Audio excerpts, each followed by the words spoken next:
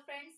आज मैं आपको बताने जा रही हूँ पियाजे का संज्ञानात्मक विकास का सिद्धांत, जिसे कॉग्निटिव थ्योरी भी बोलते हैं। इस पियाजे ने इस विकास के सिद्धांत को 4 स्टेजेस में डिवाइड किया है, जिसमें पहली अवस्था है संवेदी पेशी अवस्था 0 से 2 वर्ष।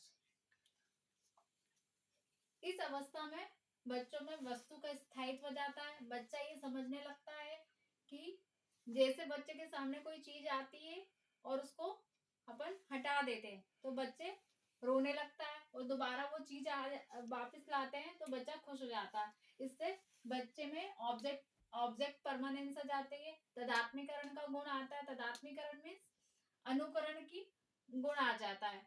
बच्चा माँ बाप को जो करते देखता है वही करने की कोशिश करता है, वही रिपीट करने की कोशिश करता है। कार्य प्रभाव क्षमता समझने लगता है बच्चा।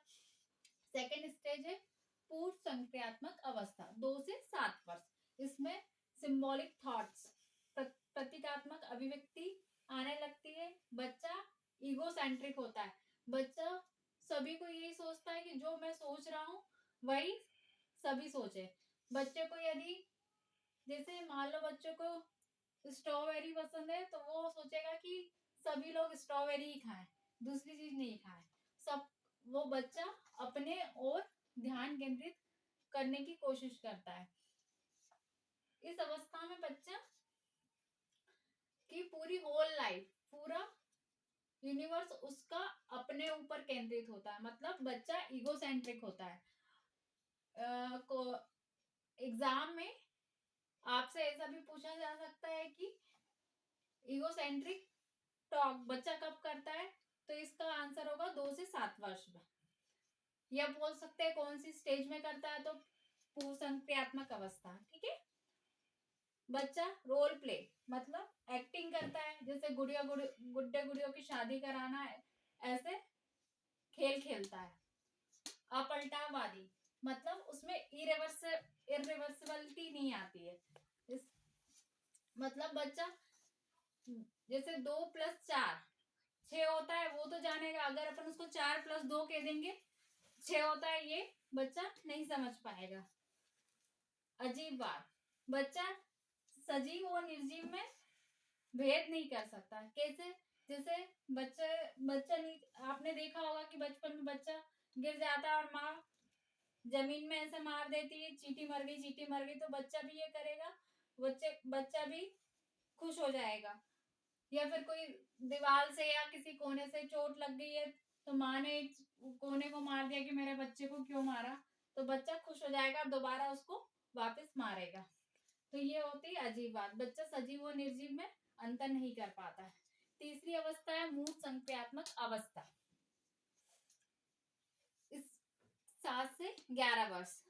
अब इस अवस्था में बच्चा सजीव और निर्जीव में अंतर कर पाता है।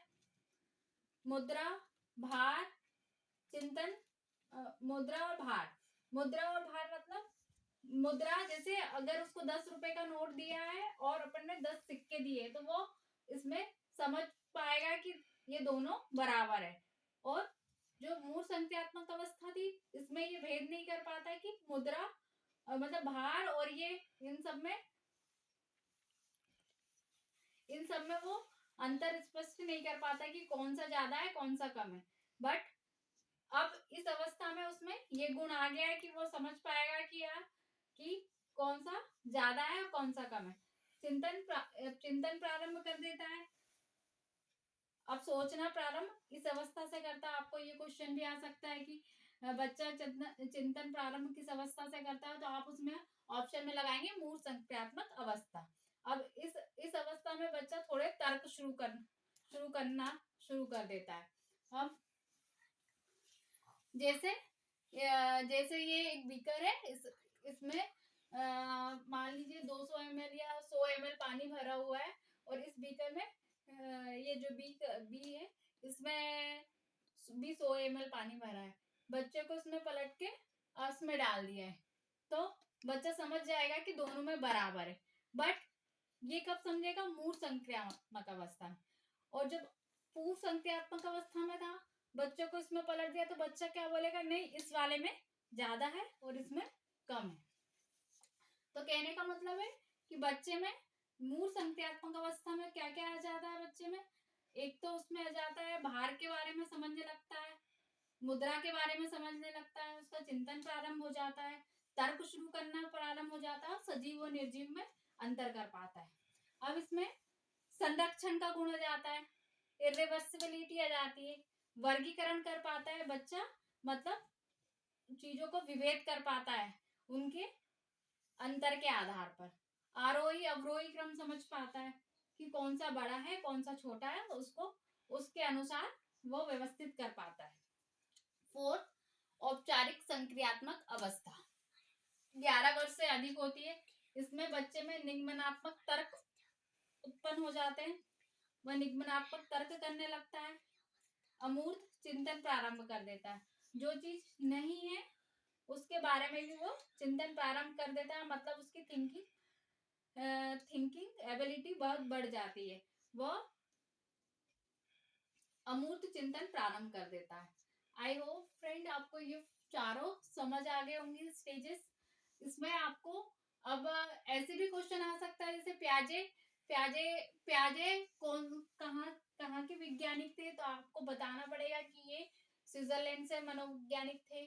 और इसमें बहुत सारे आपका ऑब्जेक्टिव टाइप क्वेश्चन आएंगे, ये भी पूछ सकते हैं कि प्याजे के संज्ञानात्मक विकास की कितनी स्टेजेस है, तो आपको चारों स्टेजेस याद रहनी चाहिए। और इसमें जो भी ऑब्जेक्टिव क्वेश्चंस होंगे आगे अपन नेक्स्ट वीडियो में डिस्कस करेंगे।